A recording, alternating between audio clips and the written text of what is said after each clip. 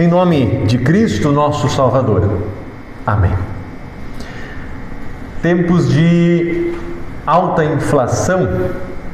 Cada vez que nós vamos ao mercado, nós sentimos que o nosso dinheiro não vale mais como antes. Todo mês precisamos fazer algumas manobras financeiras para dar conta de pagar tudo o que precisamos. Pesquisa daqui, economiza dali, corta um gasto lá e assim nós vamos passando então o mês tentando pagar todas as contas, alimentar a família e assim por diante. Agora imagine a seguinte imagem. Vocês estão lá no mercado, enchem o carrinho só com o básico, o necessário para a sua família, né? Pão, leite, carne, frutas, tudo o que a sua família precisa, mas não dá, né? Quando você chega no caixa, prepara o cartão, o dinheiro ou o Pix, e aí o atendente diz: não precisa pagar. Alguém já pagou por você. Talvez a sua primeira reação vai ser desconfiar. Peraí, mas como assim? Isso não existe. Alguém precisa pagar. Talvez alguém pudesse pensar também: se eu soubesse, eu tinha enchido o carrinho. De fato, realmente nada é de graça. Sempre existe um preço a pagar, né? Nós dizemos, não existe almoço grátis. Alguém está pagando para que nós possamos receber de graça. O profeta Isaías usa essa imagem do mercado para relacionar a nossa relação com Deus. Imaginemos como era no tempo do profeta. Mercadão a céu aberto, os vendedores gritando: venham comprar, venham, venham. Mas obviamente só podia levar a mercadoria quem tinha dinheiro para pagá-la. Através do profeta, Deus faz um chamado semelhante. Escutem, os que têm sede, venham beber água. Venham os que não têm dinheiro, comprem comida, comam. Venham, comprem leite e vinho, que tudo é de graça. No Antigo Testamento, o anseio do ser humano por Deus era frequentemente associado ao anseio pela água e pela comida. Nós sabemos que o ser humano não vive muito tempo sem água e sem comida. Nós, inclusive, conseguimos sobreviver mais tempo sem comida do que sem água. No máximo 3 dias sem água. Mais que isso, nós começamos a perder as forças e o nosso organismo vai falhando, né? Então, o Antigo Testamento associa esse anseio do ser humano por comer com o anseio que o ser humano tem de Deus, a busca por Deus. Precisamos olhar o contexto geral, que nós já conhecemos, na verdade, porque o ser humano foi criado à imagem e semelhança de Deus, para ser santo, perfeito, assim como Deus é santo e perfeito, para viver em comunhão com Ele no paraíso, onde tanto a fome física como a fome espiritual, o anseio pela presença de Deus, eram supridas com abundância. O ser humano não precisava trabalhar arduamente no paraíso para conquistar o pão de cada dia. Mas, por causa do pecado que afastou o homem de Deus, que perdeu em partes essa imagem e semelhança, agora ele precisa trabalhar arduamente como castigo pelo pecado para o sustento seu e da sua família. E por causa do pecado também ele está afastado de Deus, sedentos fisicamente e espiritualmente. O anseio que o Antigo Testamento nos fala. E fisicamente e espiritualmente, há pessoas que sofrem com miséria, fome, sede, exílio, espiritualmente afastados de Deus e da comunhão, sofrendo com o pecado, com a desesperança, as consequências do pecado. E nesse contexto geral, nós encontramos no profeta Isaías um título aí em nossas Bíblias: Deus oferece salvação a todos. É o convite: venham, comprem comida. Mesmo que não tenham dinheiro, comprem leite e vinho, tudo é de graça. E aí no versículo 2, Isaías faz duas perguntas. A primeira é a seguinte: por que vocês gastam dinheiro com o que não é comida? Lembrem que Isaías não está falando do pão físico, a comida física. É uma profecia sobre a nossa necessidade espiritual, essa busca por Deus. A segunda pergunta é: por que gastam o seu salário com coisas que não matam a fome? Essas perguntas afrontam diretamente as preferências, as prioridades das pessoas. Ele não está falando de economia doméstica. Não gaste com porcarias, não gaste com coisas que não matam a fome física. Ele está falando daquilo que o ser humano gasta de tempo, de energia, de trabalho, que não acrescenta em nada espiritualmente. Fala de idolatria, fala das prioridades do ser humano. Quantas pessoas não gastam a vida inteira tentando encontrar satisfação onde não há satisfação verdadeira, apenas momentânea? No dinheiro, na fama, no status, no prazer, no reconhecimento, no sucesso, até na religiosidade, quando esta está baseada em méritos, na tentativa de comprar o favor de Deus, como se pudéssemos pagar por essa comida e por essa bebida que nós encontramos de graça. O ser humano busca satisfação, né? É a dopamina, os vícios. O que é o vício? O corpo clama por aquilo. E quando nós conseguimos, o nosso cérebro libera a dopamina e nós relaxamos. Estamos satisfeitos. Mas logo a dopamina se vai e nós precisamos novamente daquele estímulo, daquele nosso vício. Só que a segunda, terceira, quarta dose já não é mais suficiente. Nós precisamos mais, porque o nosso cérebro quer mais. Ele precisa mais dopamina. Isso é o vício. O corpo ele pede por aquilo e pede sempre mais e mais. A religiosidade baseada no mérito, que nós comentamos, é uma religião das obras. Eu chego diante de Deus com o que tenho, com o que sou, ofereço isso como se fosse suficiente para comprarmos a sua graça e a sua misericórdia. Só que nós nunca teremos o suficiente. Nunca teríamos o suficiente para pagar pela misericórdia de Deus. A graça, o Evangelho, muda essa lógica completamente. O convite que Deus faz através do profeta Isaías é: venham, comprem comida e comam, porque é de graça. Ele mostra o quão profunda é essa misericórdia de Deus. E didaticamente o salmista nos leva a repetir essa verdade incansavelmente. No final de cada versículo do Salmo 136 nós repetimos: porque o seu amor e a sua misericórdia duram para sempre. Um dos métodos de aprendizado é a repetição, né? Você quer tocar um instrumento bem, você precisa repetir constantemente, né? É isso que o salmista faz aqui, para inculcar em nossa mente esta verdade. O amor e a misericórdia de Deus duram para sempre. Mas como que se dá esse amor? Como que se dá essa misericórdia? Pense em quanto tempo e energia o ser humano gasta tentando provar o seu valor diante de Deus. Quando nós entendemos que a graça é de graça, o nome já diz, né? A graça é de graça, nós somos libertos dessa religiosidade baseada nos méritos.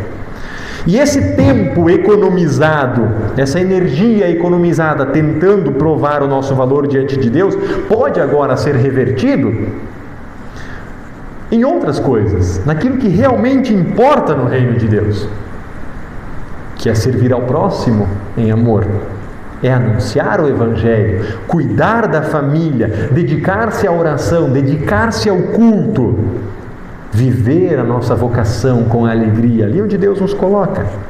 Lembrando que nada disso é para a salvação.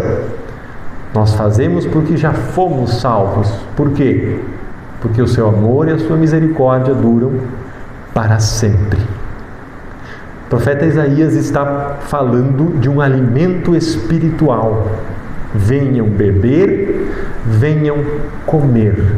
Vocês que não têm dinheiro, vocês que não têm méritos, vocês que não têm nada para oferecer, venham de mãos vazias, porque tudo é de graça.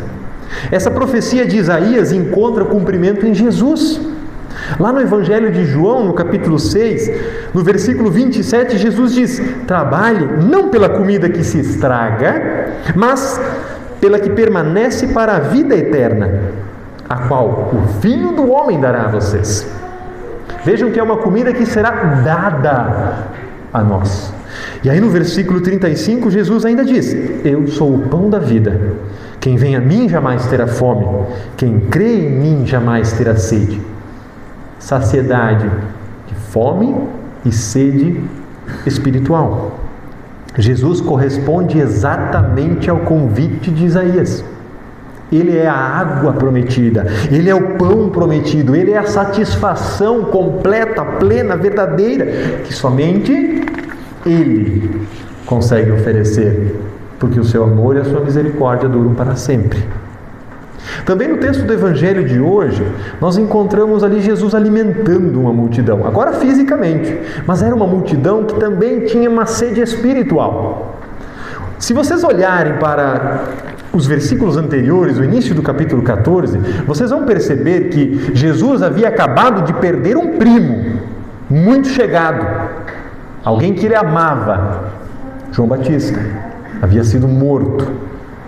E aí o versículo 13 diz, ao saber o que havia acontecido, Jesus saiu dali num barco e foi sozinho para um lugar deserto. Jesus estava de luto pelo seu primo, por João Batista, e ele queria ficar sozinho, mas a multidão foi atrás, porque eles também tinham uma sede, uma fome espiritual, e quando souberam dos milagres que Jesus fazia, eles foram atrás.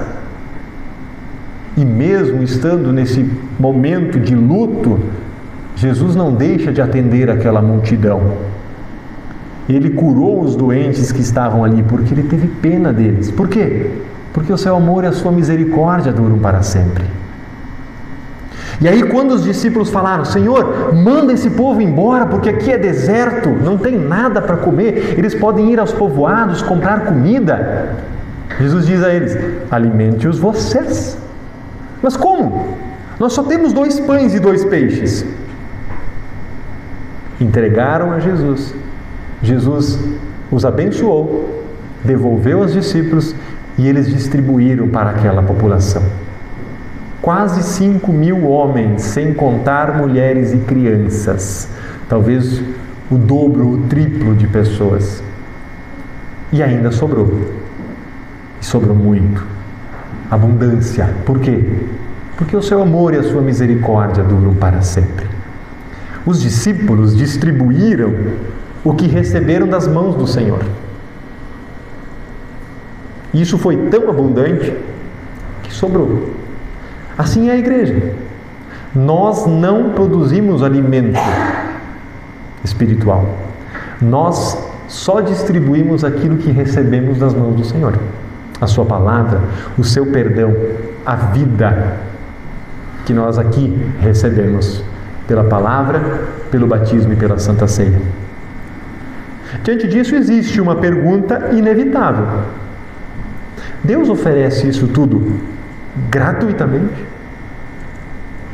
Sim e não.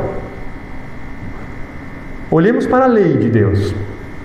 Ela exige pagamento pela infração cometida. O salário do pecado é a morte.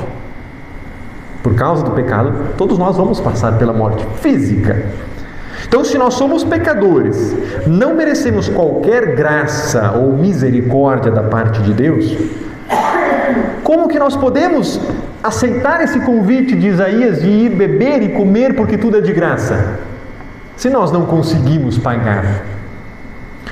O convite de Isaías no capítulo 55 é feito à luz do capítulo 53. Alguém sabe o que tem lá no capítulo 53? Qualquer um pode falar, menos o pastor Jorge. Nós acabamos de cantar aqui: amoroso e humilde servo, carregaste a nossa dor. Vamos ler o que Isaías escreve a nós no capítulo 53, o versículo 13 e o versículo 4. Ele diz assim: ele foi rejeitado e desprezado por todos. Ele suportou dores e sofrimentos sem fim. Era como alguém que não queremos ver. Nós nem mesmo olhávamos para ele e o desprezávamos. No entanto, era o nosso sofrimento que ele estava carregando. Era a nossa dor que ele estava suportando. E nós pensávamos que era por causa das suas próprias culpas que Deus o estava castigando, que Deus o estava maltratando e ferindo. Sem pronunciar nome algum, nós já sabemos de quem Isaías está falando. O convite do capítulo 55 para vir beber e comer é feito à luz do capítulo 53. Antes do convite, veio o sacrifício do servo sofredor, o amoroso e humilde servo. Antes do banquete que nos é oferecido, veio dor, veio sofrimento. Cristo no Antigo Testamento, em Isaías, é o servo sofredor que carregou sobre si as nossas iniquidades. Foi considerado como maldito no madeiro, a referência à cruz. Eram as nossas culpas que ele estava carregando sobre si, diz Isaías. Ele derramou seu sangue até a morte. Ali ele justificou, ele pagou o preço que a lei exigia por causa dos nossos pecados. O convite foi gratuito, mas não foi barato. Lembre que no início nós questionamos: alguém tem que ter pago. Jesus pagou. Alguém pagou para que recebêssemos de graça o que Deus oferece.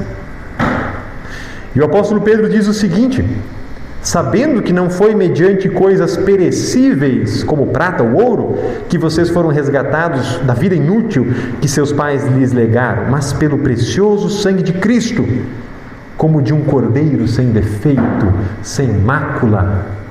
Não foi com ouro ou prata que Cristo nos comprou para Deus e pagou pelos nossos pecados, mas com seu sangue.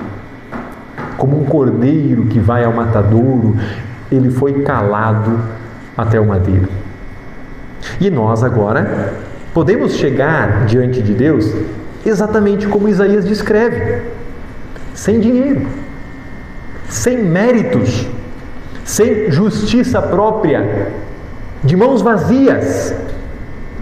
E Cristo coloca em nossas mãos aquilo que nós não poderíamos comprar: perdão, vida, salvação, um relacionamento com Deus, que agora nos chama de filhos.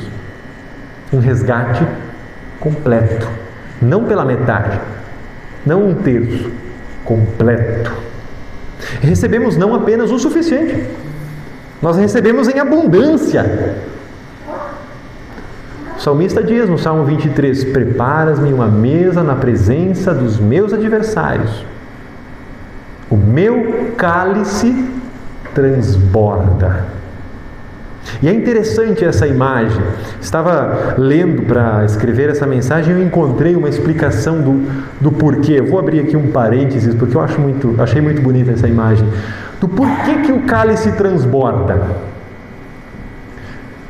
A pessoa que está recebendo ali o cálice é o convidado.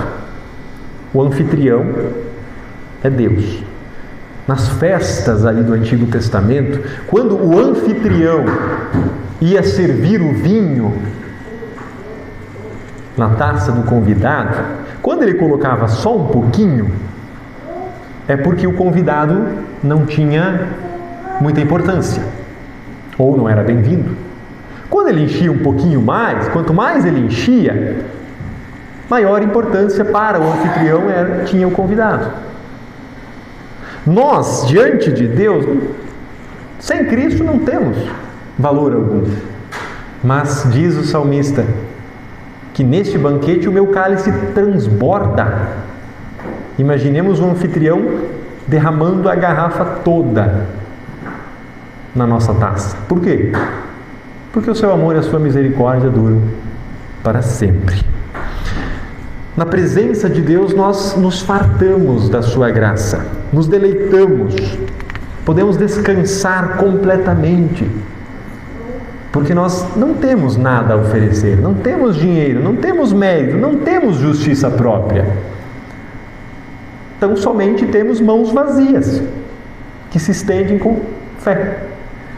Isaías insiste ainda no convite, diz: ouçam, venham, escutem, e vocês viverão. O problema não era apenas falta de como comprar, era a incapacidade de ouvir. A idolatria fechava os ouvidos das pessoas para Deus, para o seu convite. E aqueles que ainda rejeitam esse convite, pode ser que estão ouvindo pela última vez. Ainda é tempo da graça, ainda há lugar na casa do Senhor, ainda é tempo de receber perdão, ainda é tempo de se arrepender e se voltar para Deus, ainda é tempo de estender as mãos vazias e receber de graça aquilo que Jesus nos oferece.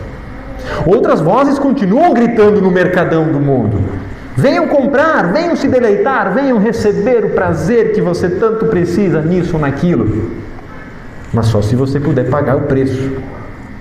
Já o convite da palavra é: venham comprar, mesmo que não tenham dinheiro. É tudo de graça. O Espírito Santo abre os nossos olhos para aquilo que realmente importa e os nossos ouvidos para a palavra de Deus. Ele concede fé, dá vida, por meio do perdão que Cristo oferece de graça. E essa salvação não está restrita a um povo, a um reino, a uma nação específica. Agora, unidos a Cristo, renovados pelo Espírito Santo, nós somos chamados para a nossa vocação, lá onde Deus nos coloca, para levar esse mesmo convite a outros, para que eles também venham comer e beber em abundância desse amor e dessa misericórdia que dura para sempre.